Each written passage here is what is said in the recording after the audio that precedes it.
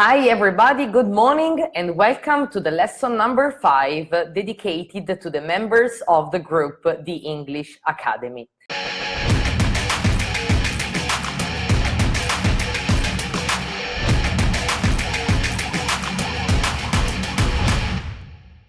I hope that you are having a great time this week that is coming to the end, because tomorrow it will be holiday day, so I hope that you will not work tomorrow. In the meantime, I hope somebody to come. I don't know if you are morning people or on the contrary, you are sleepy head. So if you like to sleep in the morning. So good morning. I see that somebody is starting joining this live lesson. So guys, before starting our lesson that, as you know, we dedicated to pronouns and transitive and intransitive verbs, I would like to know is everything is okay, if you can hear me properly, if you can see me properly, and tell me, are you morning people or sleepyhead people? So I write you these two words, morning or sleepy head, mattinieri o dormiglioni. Which kind of people are you? Morning or sleepy head? I would like to know if it's comfortable for you to have a class, an English class totally run in English language in the early morning. Maybe you are getting prepared for work, or maybe you are at home doing your stuff at home, or maybe you are already at office, at work. So in any case, I hope that you have the chance to watch live this lesson. As an alternative, you know that the replay will be available inside this group. So I would like to start. I can see comments now. So I hope that I will see them very soon. Just to be sure, I just take my mobile phone to get a feedback from you if you can hear me properly. I needed to know this, otherwise I'm just talking to myself and this is not okay. So let me see from my mobile phone if you are writing me, because I cannot see the comments today. I don't know why. Facebook is changing every week, so it's very hard to keep up with Facebook changes. Let me see. Ah, okay, now I see your comments. Week, so it's very hard to keep up with Facebook changes. Okay, great. So I see that you're writing, so I suppose that you can hear me properly. So guys, today, as you know, I would like to focus my attention on transitive and intransitive verbs and on pronouns, because a member of this group, of this academy, wrote me an email to ask me if I can better explain the usage of pronouns, personal pronouns, subject and object personal pronouns, and how we have to deal with transitive and intransitive verbs. Before starting, I would like to remind everybody that the tool that I always ask to use when you have to look for a new word that you do not know, or you have to check the usage of a specific verb, the tool that I always suggest everybody to use is a free application called Word Reference. I write it down for you. wordreference.com. wordreference.com. Is an online dictionary that I like very much, because it gives us the chance to check how we can use some specific verbs. So get ready to install on your mobile phone this application that is free if you don't have it yet, that is called the Word Reference. You can find it both if you have an iPhone or a Samsung or another kind of mobile phone. So, first of all, let's try to clarify the difference between transitive and intransitive verbs.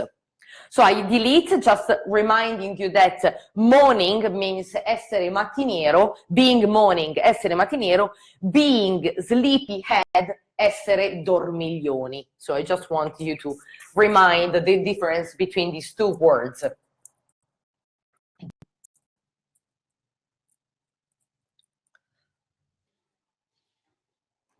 So in the meantime, I want to say hello to Katia, Lucia, Nadia, Vincenzo, Paolo, Ligia, and other people, Francesco, that I cannot see, unfortunately, the other names, because there are some problems with the Facebook comments. So I hope that you have the chance to watch and follow this live lesson.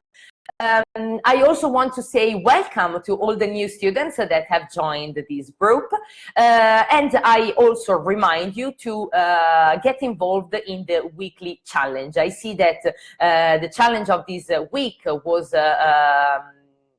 very appreciated by the members of the group. We got many replies, so I want to encourage the rest of the people that are part of this group to do not hesitate to give their reply under the comments of that post. So now let's start with the theory. First of all, which is the difference between a transitive and intransitive verb? And how is if a verb is a transitive or intransitive one. So for example, when we look in the dictionary for a specific verb, for example, we look for the verb to write. The dictionary, the verb to write, the dictionary can provide us with two pieces of information, and it can say us if the verb is a transitive or intransitive. So usually we find these VTR or VI. If there is written VTR, it means that the verb is a transitive verb. In Italian, it would be called verbo transitivo. What is a transitive verb? A transitive verb is a verb followed directly by the object. For example, I write a letter. I write what? A letter. Scrivo una lettera. This is a transitive verb because after the verb we put immediately the object. In this case, a letter, an email, or whatever. On the opposite side, an intransitive verb, so verb intransitive, that is indicated with the abbreviation VI, is a verb that is not directly followed by an object, but it is followed by a preposition.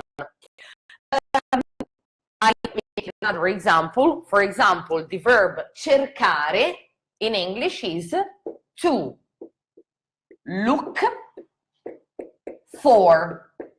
So as you can see, after the verb to look, we do not put an object, but we put a preposition. In this case, the preposition for. That means that we always have to look for, or we always have to know which is the preposition that is followed by the verb. After the verb to look, in this case, we will not put directly an object, but we will put a preposition followed by the object. For this reason, the verb to look for is an intransitive verb. So, the difference between transitive and intransitive verbs is clear.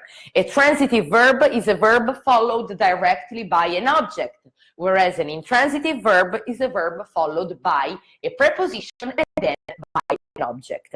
But why, maybe you're wondering, why is so important to know the difference between transitive and intransitive verbs?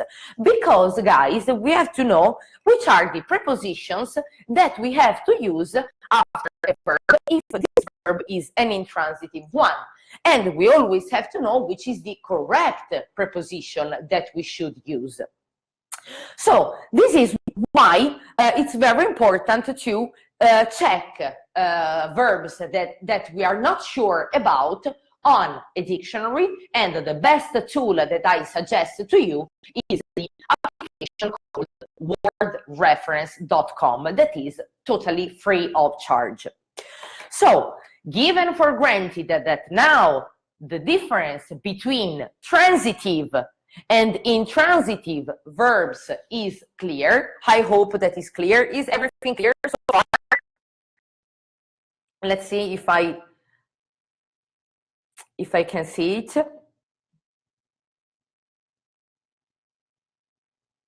Let me check if I can see your comments. Let's see if I...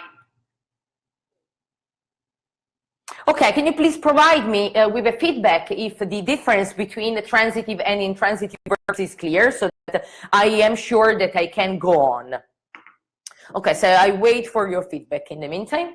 So now we know that every time that we go to the dictionary, and we look for a verb, of course we have to look into the English part, so from English into Italian. Otherwise, the dictionary provides you the definition of transitive or intransitive according to the Italian language. So you have to look for the verb in the English part of the dictionary, from English into Italian.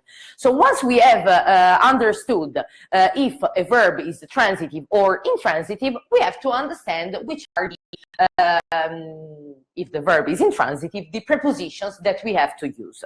So now let's see why personal pronouns are important in this kind of way. So why, where is the correlation, where is the relationship, the link between transitive and intransitive verbs and the personal pronouns? Now we will see. So let's take some examples. Examples like the verb ask, the verb to ask. To ask in English means chiedere, domandare. If we go on the dictionary, we see that the dictionary says that the verb to ask works this way. In fact, in the dictionary, we will see to ask somebody something. These are the abbreviation for somebody, that means qualcuno, and something, that means qualcosa. So the verb to ask, that according to the dictionary works to ask somebody something, is, according to you, a transitive or intransitive verb? Let's see if you understood well the difference between these two kinds of verbs, and how can we label, come potremmo etichettare, how we can label the verb to ask. Is it a transitive or intransitive verb? According to the fact that we say to ask somebody something. Transitive or intransitive? Give me a reply, give me a feedback. Let me see, I'm checking on my mobile phone your comments. Okay, Katia said that the differentiation between the two is clear. Very good, thank you, Katia. What about the other ones? What can you say? So the verb to ask is an example of transitive verb. It is transitive because, as you can see, there are no prepositions between the verb and the object. In this case, here we have the people we are saying, we are asking something, and the topic we are asking. This something is related to a topic. That's why Transitive, very good. Thank you, Francesco. That's why we say to ask somebody something, and we can say, I ask you a question.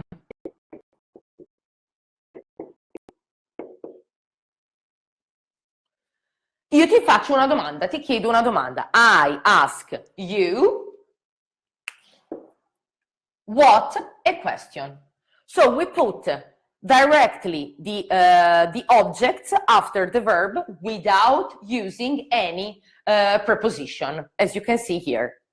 That's why the verb to ask is a transitive verb. Let's see another verb, for example, the verb to wait, aspettare, attendere. So the verb to wait, the line, to wait. If we look for the verb to wait in the dictionary will say that this is the way this verb works. So the verb to wait works in this way. To wait for somebody or to wait for something. So is the verb to wait a transitive or intransitive verb? What do you think about? Hi Daniele, hi Ettore, welcome. So according to what I explained you before, is the verb to wait a transitive or intransitive verb? It's very easy to understand.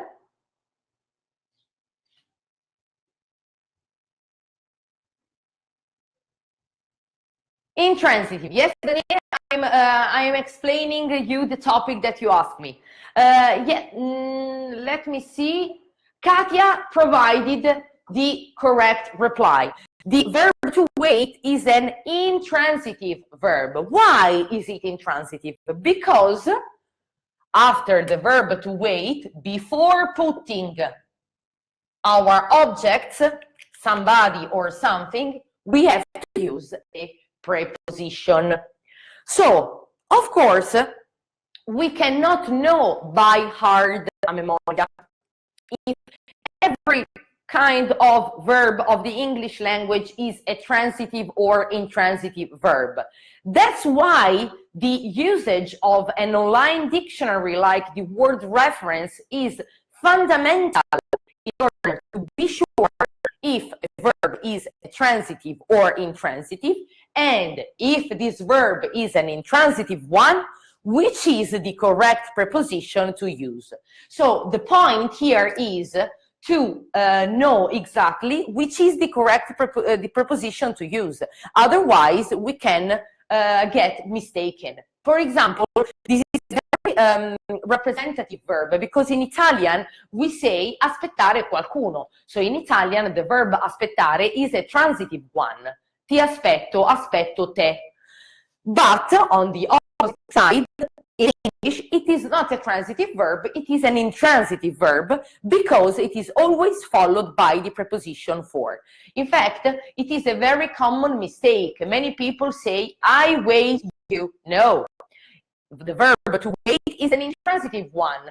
And in order to know which is the correct preposition to be used after the verb to wait, we have to check it on a dictionary. So this is the link between the